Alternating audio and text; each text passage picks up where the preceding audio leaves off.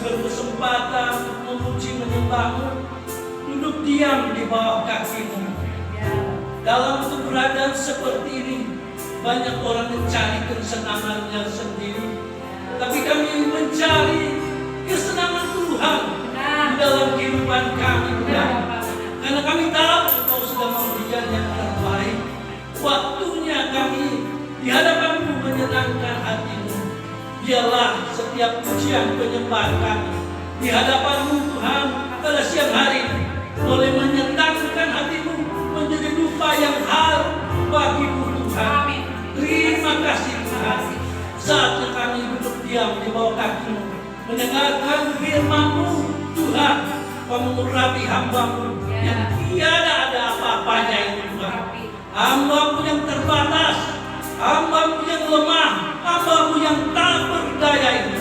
Biarlah Roh Kudus yang mencurahkan, yang memimpin, yang melawat seluruh keberadaan hamba. Biar Engkau dipuji dan dimuliakan. Dan setiap kami yang mendengarkan firman-Mu, kami boleh dikuatkan oleh kebenaran firman-Mu. Tahu apa yang harus kami lakukan di dalam kehidupan kami, menyenangkan hati-Mu, Tuhan, yang terbaik. Terima kasih, Tuhan. Berbicaralah pada siang hari ini. Dari awal yakin kami serahkan ke dalam tangan pengasihan-Mu. Hanya di dalam nama Tuhan Yesus kami naikkan ucapan syukur kami. Haleluya. Amin. Silakan duduk Bapak Ibu. Baik Bapak Ibu yang saudara kasih Tuhan, ada shalom. Shalom. Ada sukacita. Amin. Amin. Ya. Saya hanya buka satu ayat saja firman Tuhannya dalam Yohanes 6 ayat 26. Yohanes 6 ayat 26. Yohanes 6 ayat 26. Ya, demikian firman Tuhan. Yesus menjawab mereka, "Aku berkata kepadamu, sesungguhnya kamu mencari aku bukan karena telah memilih tanda-tanda, telah melihat tanda-tanda, melainkan karena kamu telah makan roti dan kamu kenyang." Ya, pada hari ini saya akan menyampaikan firman Tuhan, salah motivasi. Ya, biar ini supaya tujuan saya supaya bisa setiap kita orang percaya dapat memiliki motivasi yang benar di dalam melayani pekerjaan Tuhan. Karena banyak orang Kristen sekali yang melayani pekerjaan Tuhan dengan motivasi yang salah di dalam melayani pekerjaan Tuhan. Banyak yang motivasinya bersifat duniawi, mencari keuntungan, mencari jodoh, mencari nasabah, mencari kedudukan dan lain-lain. Banyak pelayan-pelayan Tuhan yang akhirnya kecewa ketika motivasi pelayanannya tidak tercapai dan meninggalkan gereja dan komunitas rohaninya. Nah, Yesus sendiri pun pernah dikecewakan, dia dikhianati oleh banyak pengikutnya karena salah dalam motivasinya yang salah. Tetapi kita tahu Tuhan Yesus telah mati dan rela di atas kayu salib untuk mereka yang pernah menyanjungnya dan mereka yang telah salah motivasinya meninggalkan Tuhan Yesus. Bapak Ibu dan saudara yang kasih Tuhan Yesus, bagaimana prinsip pelayanan agar tidak kecewa dengan motivasi-motivasi yang tidak benar? Yang pertama, pelayanan adalah tanda terima kasih kita pada Tuhan. 1 Yohanes 4 ayat 19 dikatakan, kita mengasihi karena Allah lebih dahulu mengasihi kita. Sebagai orang percaya, kita berterima kasih kepada Tuhan karena Yesus telah mengasihi kita dengan mati di kayu salib dengan darahnya yang tercurah. Inilah yang harusnya respon di dalam kehidupan kita sebagai orang percaya. tanda terima kasih kita kepada Tuhan. Ya, kalau kita diberikan sesuatu kepada orang lain, kita pasti mengucapkan terima kasih karena orang itu sudah menolong kita. Ya, nah, tadi pagi waktu saya naik angkot 606, ibu-ibu turun itu belajarnya pakai roda agak jauh, saya geser. Terima kasih Pak, karena saya sudah tolong dia, membantu dia, menghargai apa yang saya sudah lakukan. Nah demikian pun kita di dalam pelayanan kita kepada Tuhan, kita menghargai bahwa Tuhan telah mengasihi kita, telah memberikan yang terbaik. Makanya kita sebagai pelayan Tuhan, kita memberikan yang terbaik kepada Tuhan. Amin. Ya, apa sih yang bisa kita lakukan kalau kita tidak memberikan yang terbaik kita kepada Tuhan Yesus secara pribadi? Nah, saudari kasih Tuhan Yesus, jika dipercaya dalam pelayanan misalnya seperti Yogi bermain musik atau saya membawakan firman Tuhan, lakukan itu dengan sebaik-baiknya. Kita melakukannya itu untuk Tuhan, karena Tuhan yang telah memberikan yang terbaik bagi kita. Nah ini yang secara pribadi saudara, setiap saya membawakan firman Tuhan, saya membawakan dengan sungguh-sungguh serius, tidak main-main, tidak asal-asalan, siapkan benar-benar. Ya, dulu waktu saya pelayanan di gereja Maranatha, nah saya waktu siapkan itu saya sakit sampai saya nggak bisa duduk. Saya menyerahkan diri kepada gembala, Pak udah Pak gantiin. Tapi disuruh lakukan itu, saya lakukan, saya kerjakan dengan sebaik-baiknya, karena saya ingin memberikan yang terbaik kepada Tuhan di dalam memberitakan firman Tuhan. Ya, kalau saya saat ini bisa berdiri di tempat ini menyampaikan firman Tuhan, adalah karena kemurahan Tuhan. Saya harus meresponi dan memberikan yang terbaik di dalam menyampaikan firman Tuhan. Pasti ada keterbatasan.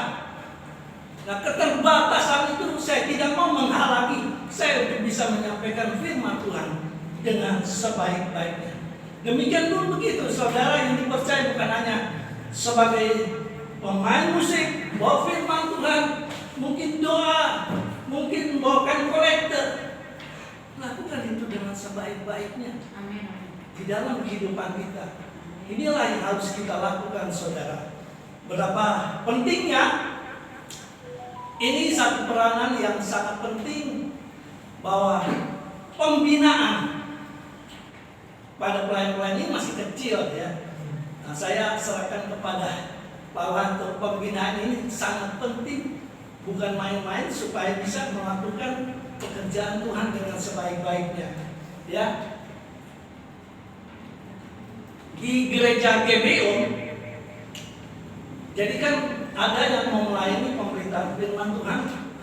Dia ini dari kaum awam. Nah, gereja itu memfasilitasi, ya, gembalanya mempersiapkan dengan belajar secara online, khotbah topika, khotbah tekstual, khotbah ekspositori, lalu disuruh bikin, atau diperiksa sama dia. Ini baru masih taraf itu doang, belum tampil di atas mimbar itu, suruh praktek. Alangkah baiknya seperti ini yang dilakukan. Mengapa ini penting saudara? Ya, banyak kali anak Tuhan yang ingin melayani, tapi dia belum bisa memberikan kontribusinya yang baik gitu ya. Ini yang terjadi kalau saya lihat di persekutuan doa. Saya melayani Cawang gitu ya. Dari awal hingga akhirnya beribadah, memuji, menyembah Tuhan. Di situ ada yang asik ngobrol. Boleh-boleh aja ngobrol, ya. Tapi waktunya apa nih? Bukan waktunya dia dalam keadaan waktu dia beribadah. Kalau sudah selesai, boleh-boleh aja ngobrol, nggak jadi masalah ya. Itu hak dia. Nah itu yang kelihatan seperti ini kan perlu pembinaan orang. Dia kepingin mau melayani, Tapi kan kita lihat kontribusinya belum dia berikan secara total dengan baik.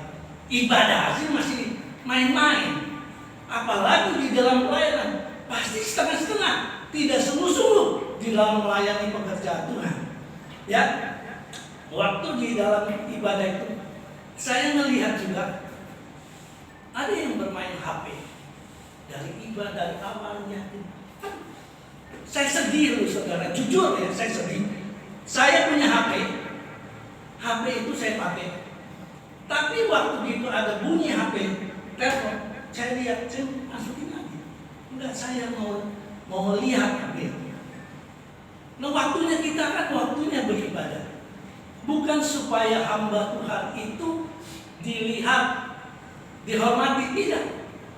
Tapi waktunya ibadah diserahkan kepada Tuhan dengan sebenar-benarnya. Padahal ibadah itu cuma 2 jam. Saudara tidak bisa memberikan waktunya. Ya kan? Waktu selesai ibadah kan bisa 2 jam itu dilakukan. Ya, secara pribadi. Itu saya melihat ini HP. Aduh. Kalau banyak anak Tuhan itu kalau tidak bisa ditempatkan dengan benar, disalahgunakan dengan benar dan baik. Terjadi seperti itu. Main HP, putar-putar. Saya melihat ya pernah ada seorang ibu yang datang beribadah di persekutuan. Dari awalnya kita main HP, terus dipuji-pujian, HP terus main. Ngapain gitu loh ya? Terus akhirnya selesai, dia khotbah, ada khotbah, main terus. Capek saya lihat itu. Tapi gembala tidak negur, tidak kasih tahu. Panggil habis dekat, ibu, tujuan ibu mau apa sih? Ibadah. Mau HP? Kamu main HP di rumah. Kalau mau ibadah, ya ibadah gitu. Nah ini yang tidak ditegur dikasih tahu. Karena kan waktunya dia ibadah. Lah kalau dia mau main HP ya di rumah aja gitu. Ini kan ibadah gitu, 2 jam masa dia tidak berikan waktunya gitu ya. Ini jemaat saudara. Hamba Tuhan juga ada yang begitu. Kalau hamba Tuhan, aduh mau apa jadinya? Dia berdiri di atas mimbar, tapi dia main HP saudara. Dan di gereja yang ada gembalanya lagi khotbah. Ini pengerjanya gitu. Saya lihat main HP. Waktu dia khotbah dia pengen didengar, tapi dia tidak mau dengerin hamba Tuhan. Apa tuh? Sombong rohani, saudara. Tidak memberikan satu kontribusi yang baik, belajar dengan baik gitu. Saya waktu di persekutuan di Jumat waktu itu ada dia khotbah di kemarin. Sudah khotbah, datang terlambat. Bukan dengan khotbah, buka HP dia main. Ampun Tuhan, saya bilang ada masih seperti itu saudara. Ya kita yang di sini, biarlah kita seberapa pun yang ada, kita serius ibadahnya. Amin. Ya, kita berikan waktu serius. Amin. Waktunya beribadah. Jangan kita ngobrol, jangan kita main HP. Bukan untuk supaya pengen dengar, bukan saudara. Waktu saya khotbah ini pasti kan Tuhan mengutus saya ya untuk menyampaikan firman Tuhan melalui Jamie. Percaya tidak?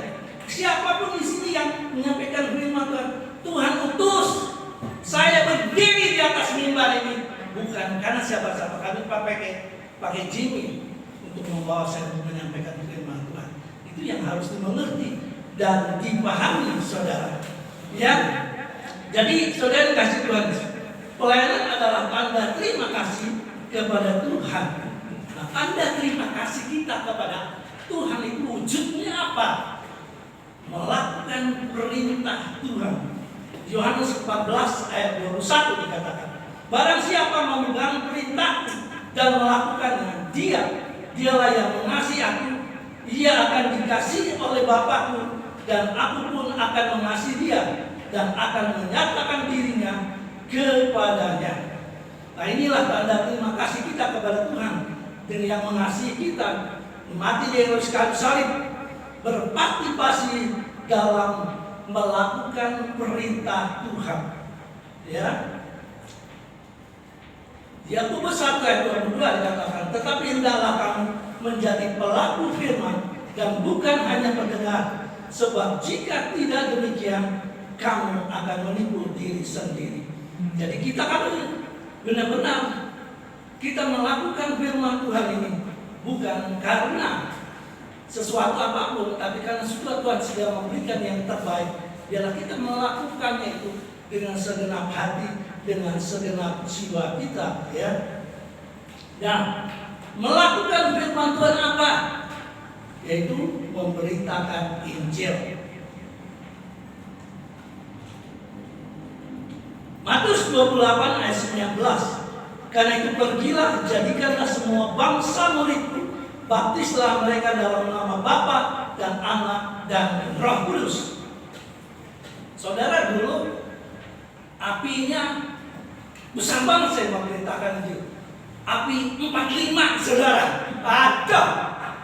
Sama sekali bukan beritakan Injil. Ada yang Buddha saya beritakan Injil. Semangat sekali gitu. Luar biasa. Waktu cinta-cinta pertama kali sama Tuhan, semangat.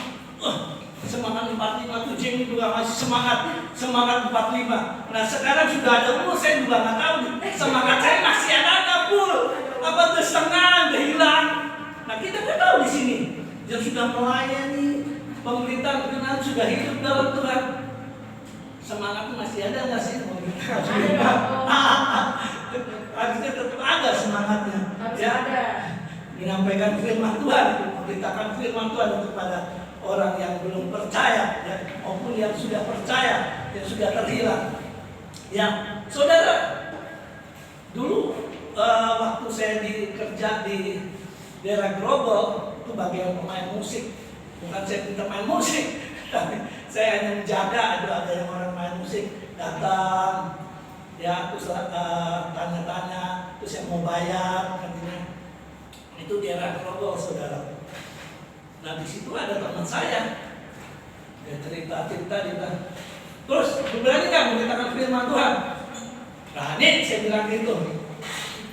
Dulu tuh saya waktu kerjanya saya semrabut, saudara. Semuanya kayak bawa uang di dari situ suruh masukin ke banknya Bank Buana. Lumayan jauh juga sih, ya. Uangnya ditaruh di mana di amplop, pakai pakai buku saya bawa, renjang aja tuh.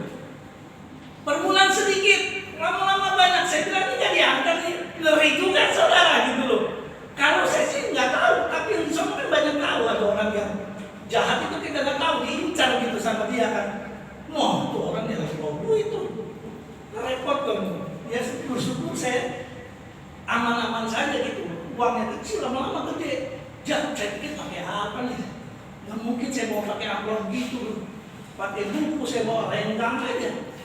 Sampai di sono terus ada teman saya masih jalan. Gue pengen lihat, terus berani kan ditanya firman. Di situ waktu itu ada orang yang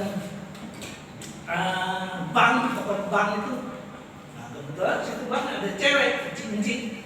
Saya bilang udah ngobrol. Saya bilang udah itu saya ngomong sama dia. Cik, dapat salam. Yang pada ketawa kali ya. Yang di belakang itu baru ngomong. Mungkin saya ngasih salam dia gitu. Cik, dapat salam. Cik itu udah ketawa nyenengin. Kegeeran mungkin saya ngomong. Cik, dapat salam. Oh iya gitu. Dari siapa? Katanya. Saya bilang dari Tuhan Yesus. Saya bilang gitu. Udah kenal nggak? Udah. Ya udah lah sampai di situ ada batasnya. Tapi saya awal mula sudah lakukan itu ya, memberitakan firman dengan teknik yang ada kita sampaikan firman Tuhan. Memang saya dalam pelayanan memberitakan firman itu banyak sekali gitu. Ya, hal-hal yang luar biasa yang terjadi. Bahwa saudara yang kasih Tuhan Yesus, biarlah kita belajar untuk kita memberitakan firman Tuhan. Ya seperti Rasul Paulus dalam Roma 1 ayat 14 katakan, aku berhutang baik kepada orang Yunani maupun kepada orang bukan Yunani, baik kepada orang yang terpelajar maupun kepada orang yang terpelajar.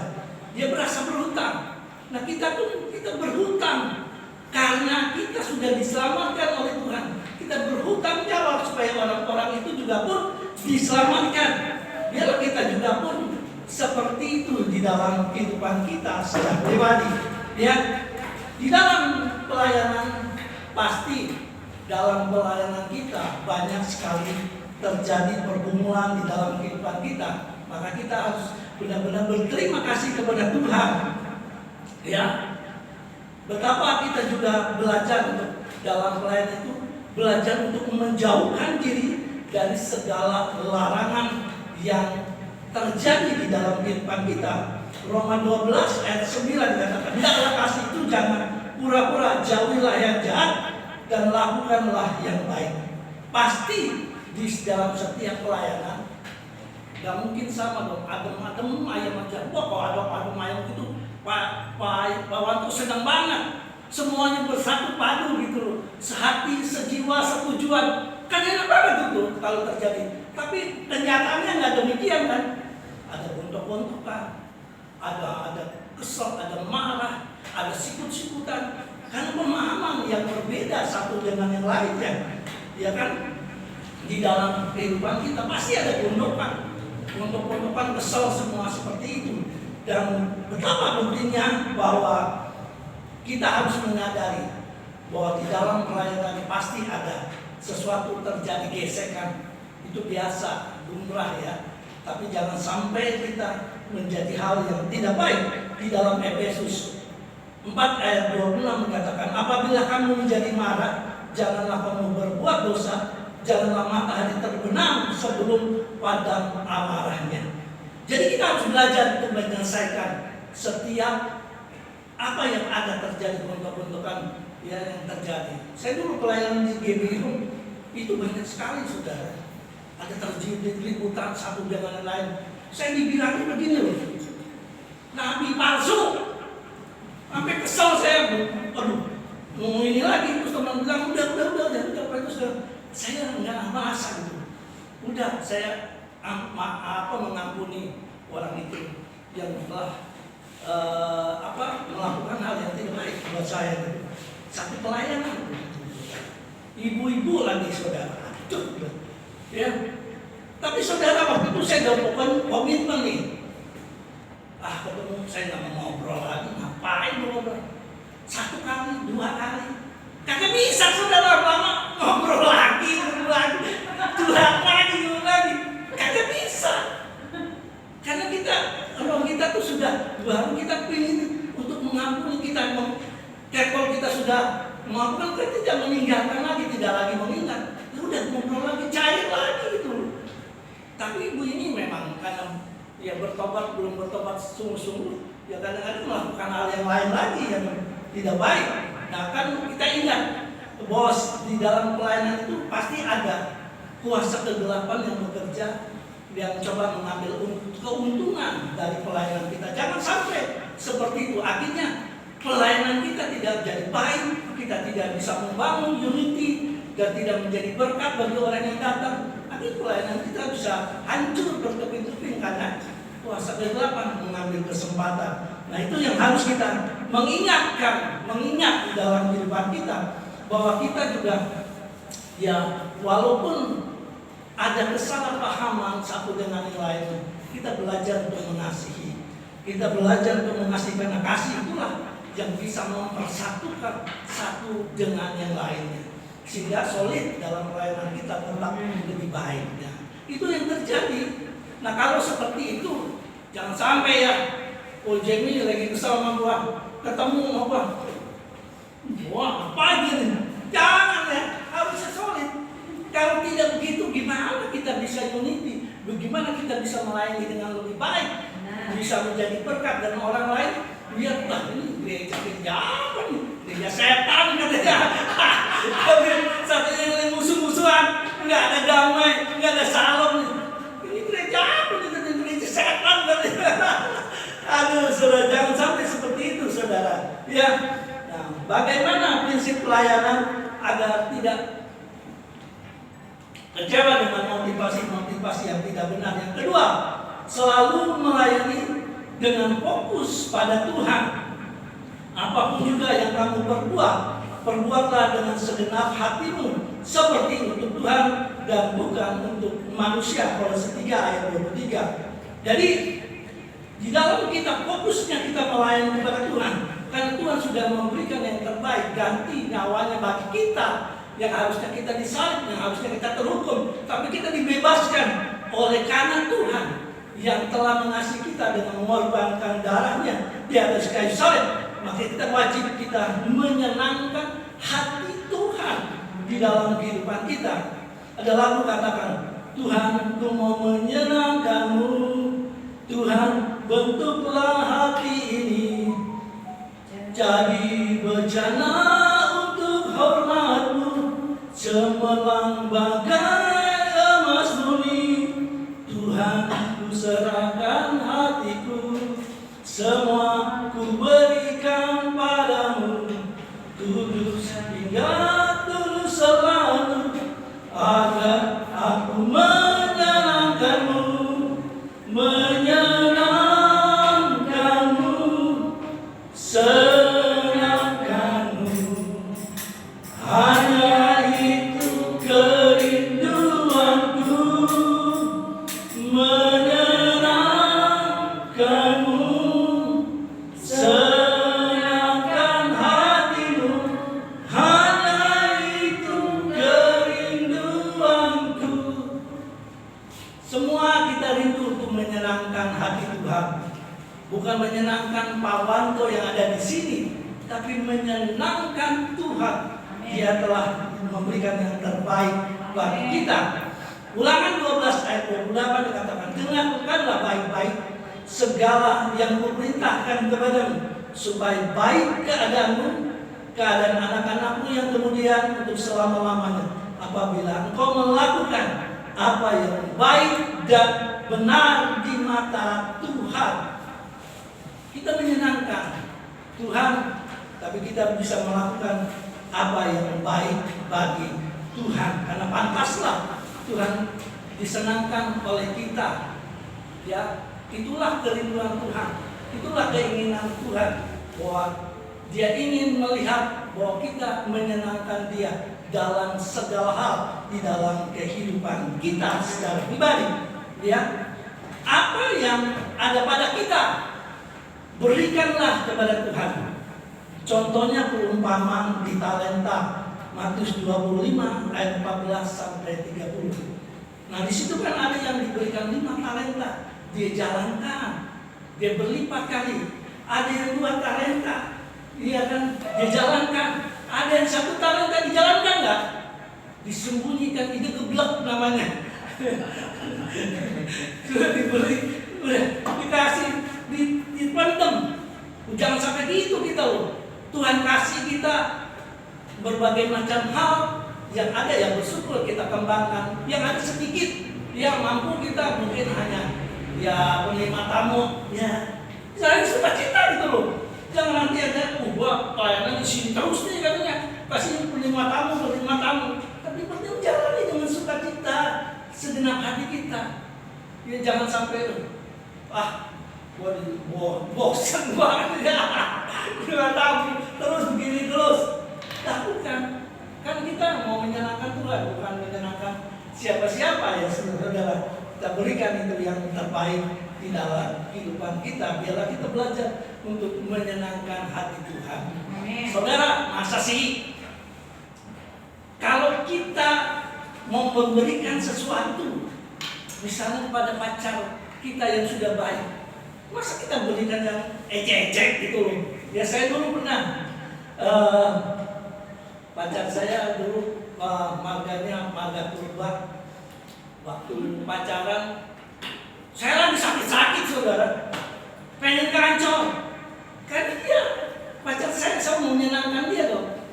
Jalan ke Ancol, sampai ke Ancol, saya mau ngasih mau ngasih di ulang tahun. Saya lupa saudara ngucapin ulang tahun. Biasanya saya suka ingat ulang tahunnya kalau jam 12 saya masih mengucapkan selamat ulang tahun. Ini lupa saya udah kasih kadonya, lupa saya ngucapin. Sampai ngambek saudara. Padahal saya mau berikan yang terbaik gitu loh pada dia gitu. Sampai saudaranya ngomong, saya bilang bodoh lah, kan kalau mau putus aja lah, saya bilang gitu kan. Akhirnya dia Udah pulang ke rumahnya, bapak katanya nggak ngucapin, ibu juga nggak ngucapin, koko juga nggak ngucapin, saya lupa mau diapain, udah sujud-sujud gitu, masih tetap aja gitu. Ya udahlah saya bilang, ada saudara yang itu kan udah bagus, papa udah kasih nemenin katanya. Dia lagi sakit-sakit loh, ditemenin ke Ancol, dijalanin, kamu yang suka mau amal jalanin. Ya saudara, memang itulah yang terjadi. Pasti kita kan memberikan yang terbaik kepada Tuhan, pasti yang benar-benar, yang spesial di mata Tuhan. Apa sih? Ya, kita berikan yang spesial itu kepada Tuhan. Apa yang saudara punya, kecil sedikit apapun, berikan itu.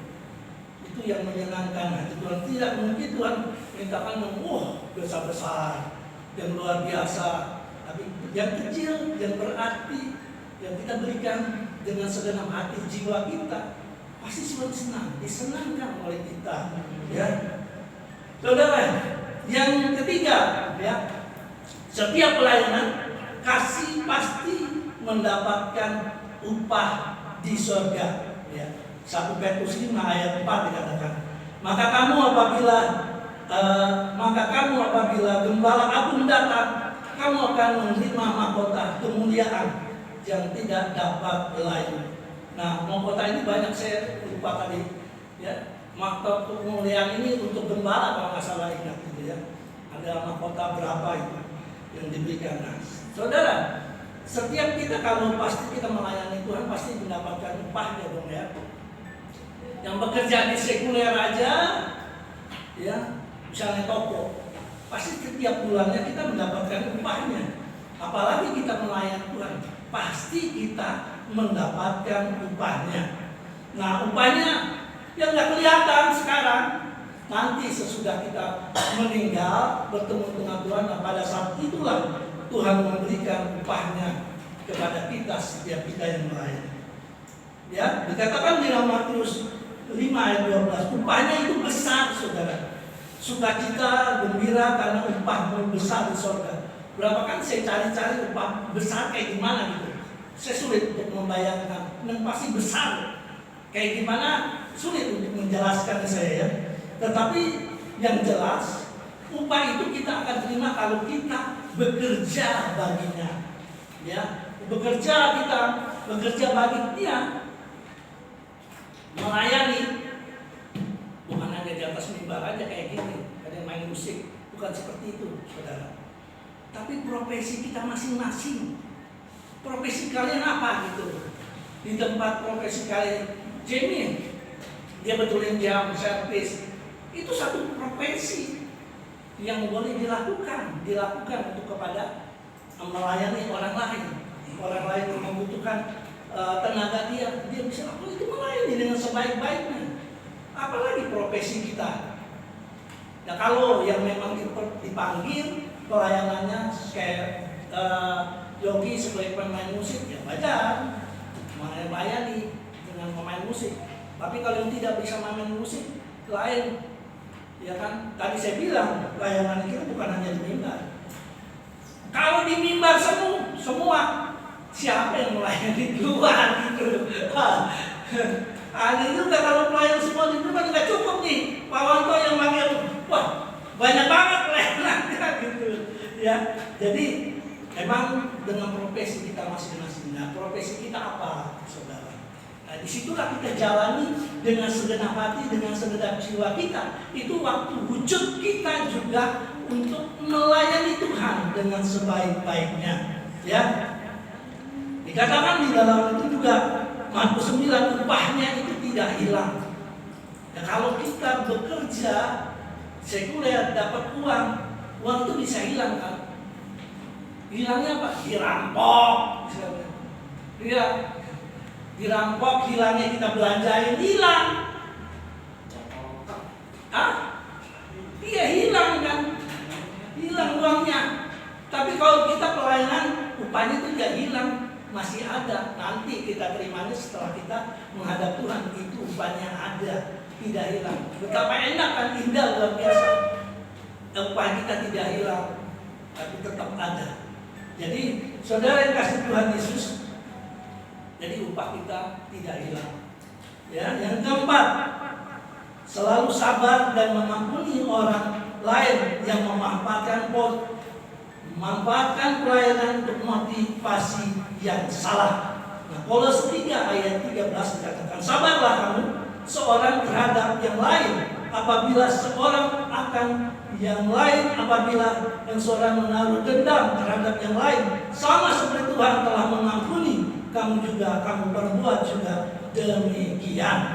Ya, memiliki motivasi yang benar adalah modal dasar melayani Tuhan. Dasar banget.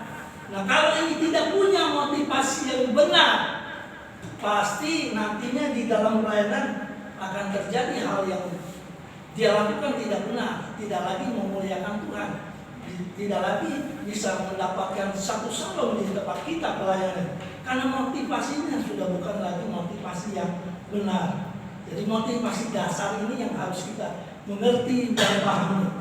Motivasi benar itu adalah modal dasar, itu yang harus ditanamkan di dalam kehidupan kita.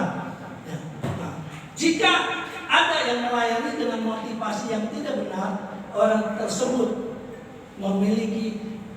tidak memiliki hati hamba.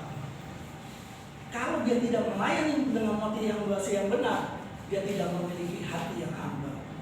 Hati hamba itu adalah hati yang mau melayani Tuhan, melayani dengan segenap hati dan segenap jiwa kita, melayani dengan sebaik-baiknya.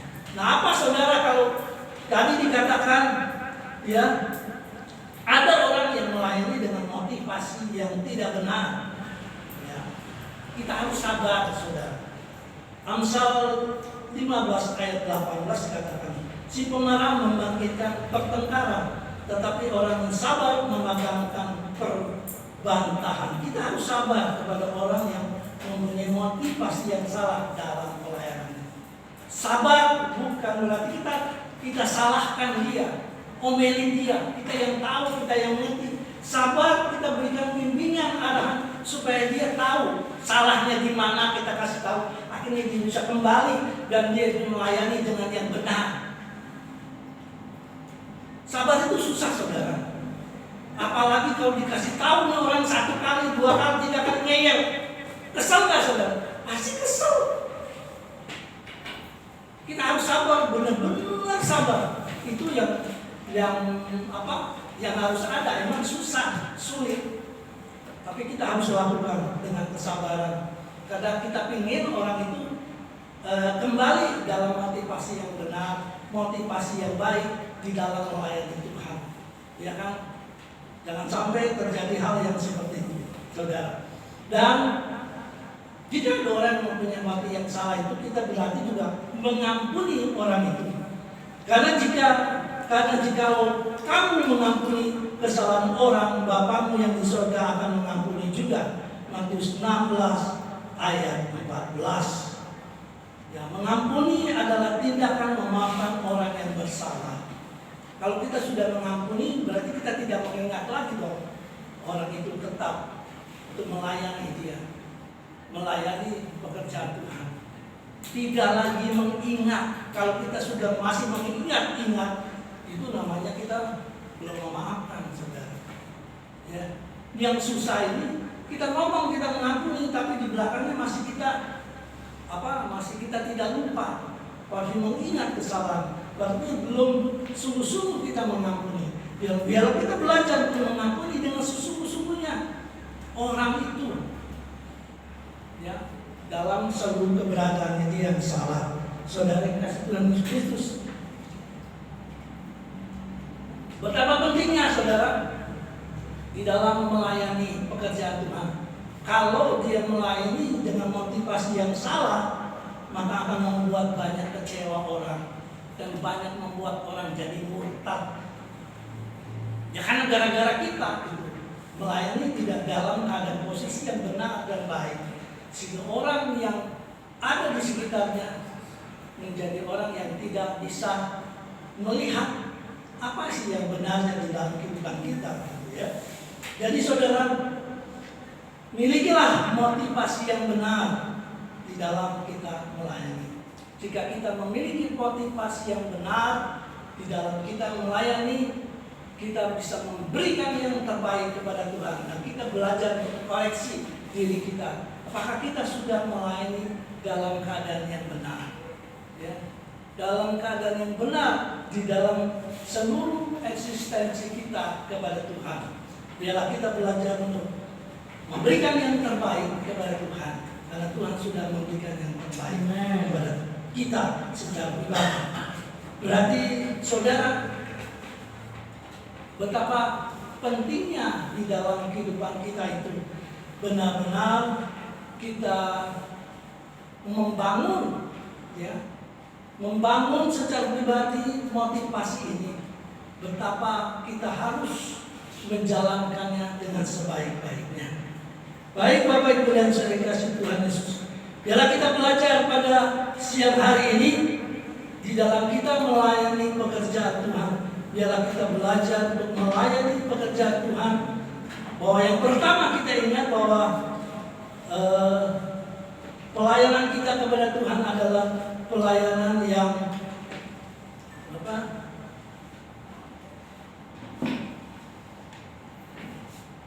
tanda pelayanan adalah tanda terima kasih kita kepada Tuhan. Yang kedua, fokus.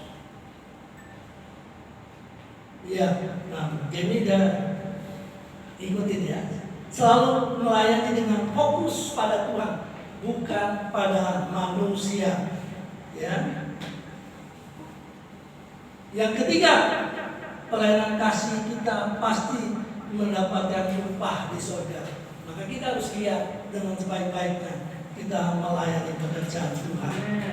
Ya.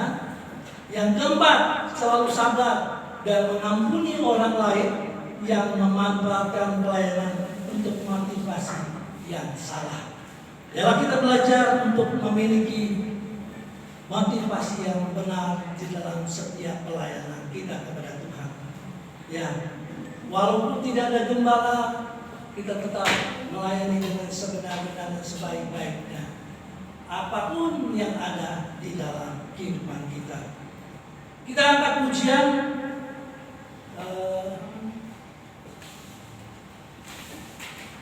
Menyenangkan, hidup ini adalah kesempatan ya.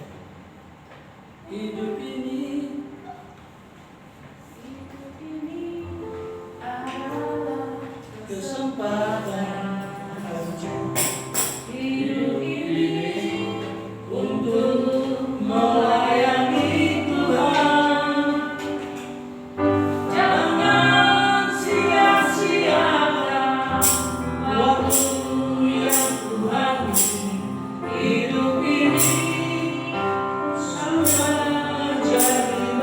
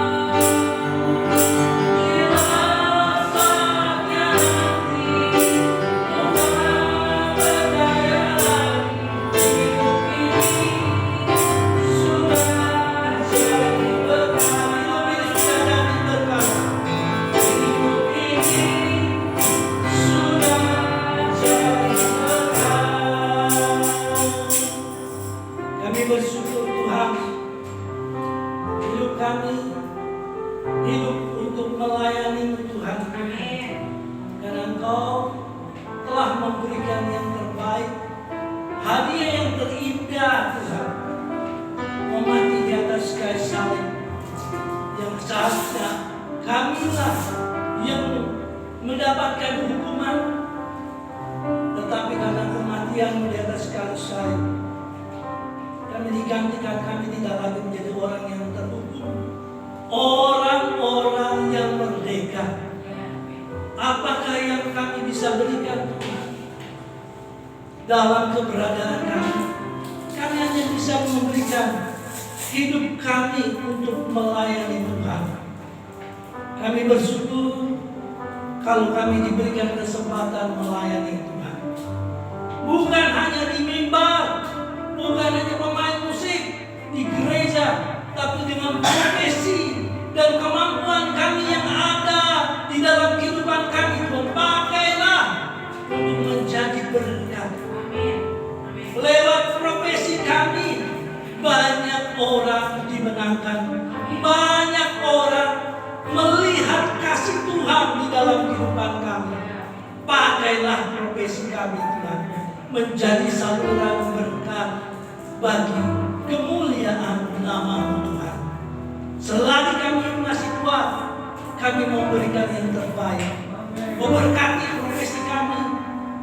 Kau pimpin profesi kami, keberadaan kami yang ada, supaya kami bisa melayani. Itulah bentuk rasa syukur, respon kami. Engkau yang sudah memberikan yang terbaik. Terima kasih Tuhan. Kalau kami masih belum bisa menggunakan Tuhan, profesi kami yang ada di dalam kehidupan kami, ampuni. Tapi kami sekarang mau Tuhan, profesi apapun yang Tuhan berikan, kami syukuri. Kami mau jalankan Tuhan, untuk hormat, kepujian, kemuliaan bagi nama. Terima kasih Tuhan. Firman Tuhan sudah disampaikan, dan biarlah Roh Kudus yang memberikan kekuatan dan menerangi untuk lebih jauh lagi kami mengerti dan memahaminya dalam hidup kami. Di dalam nama Tuhan Yesus kami naikkan ucapan syukur kami. Haleluya. Amin. Saya kembalikan.